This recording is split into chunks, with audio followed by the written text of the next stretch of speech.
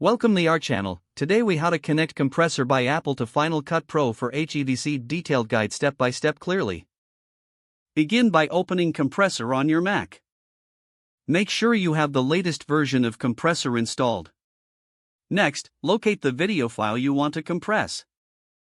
Drag and drop the video file into the Compressor window. In the Compressor interface, look for the Settings section. You'll want to select the HEVC format from the available options. To do this, navigate to the Format menu. Choose the HEVC option that best suits your needs. Once selected, adjust any additional settings as desired. You can modify parameters such as resolution, bitrate, and quality. Now, it's time to export this file back to Final Cut Pro. Locate the Destination panel within the Compressor interface.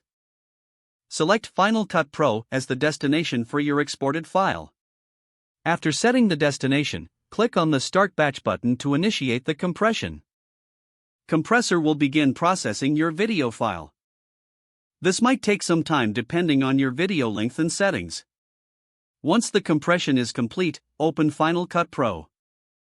In Final Cut Pro, navigate to the File menu. Select Import and then choose Media. In the Import window, find the location where you saved the compressed HEVC file. Select the file and click Import Selected. Your HEVC video is now ready to be used in Final Cut Pro. You can drag it to the timeline to begin editing. Verify that the video plays back smoothly and meets your expectations. With this, you have successfully connected Compressor to Final Cut Pro for HEVC.